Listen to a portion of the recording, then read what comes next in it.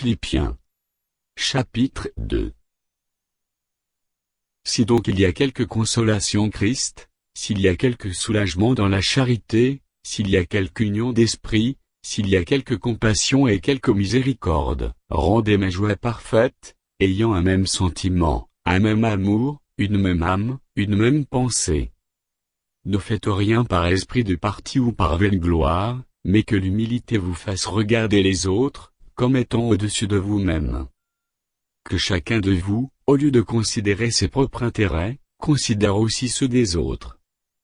Ayez en vous les sentiments, qui étaient en Jésus-Christ, lequel, existant en forme de Dieu, n'a point regardé comme une proie arrachée d'être égal avec Dieu, et ayant paru comme un simple homme, mais s'est dépouillé lui-même, en prenant une forme de serviteur, en devenant semblable aux hommes.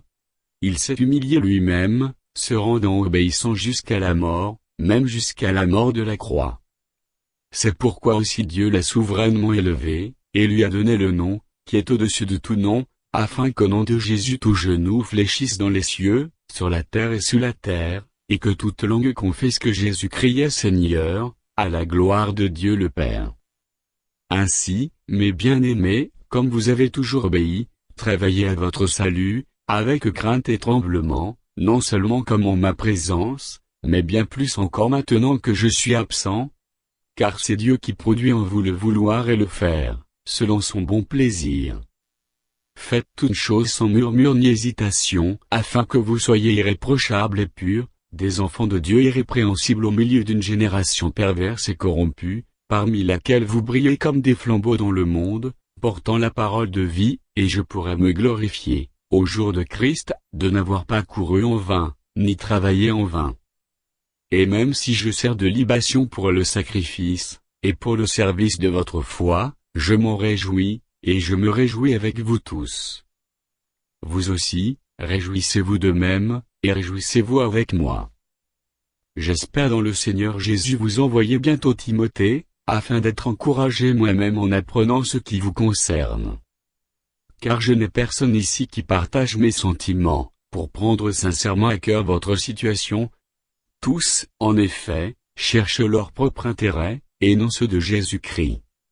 Vous savez qu'il a été mis à l'épreuve, en se consacrant au service de l'Évangile avec moi, comme un enfant avec son père.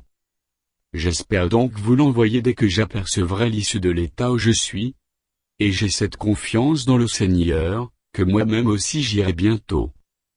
J'ai estimé nécessaire de vous envoyer mon frère Épaphrodite, mon compagnon d'œuvre et de combat, par qui vous m'avez fait parvenir de quoi pourvoir à mes besoins. Car il désirait vous voir tous, et il était fort en peine de ce que vous aviez appris sa maladie. Il a été malade, en effet, et tout près de la mort, mais Dieu a eu pitié de lui, et non seulement de lui, mais aussi de moi, afin que je n'eusse pas tristesse sur tristesse. Je l'ai donc envoyé avec d'autant plus d'empressement, afin que vous vous réjouissiez de le revoir, et que je sois moi-même moins triste. Recevez-le donc dans le Seigneur avec une joie entière, et honorez de tel homme.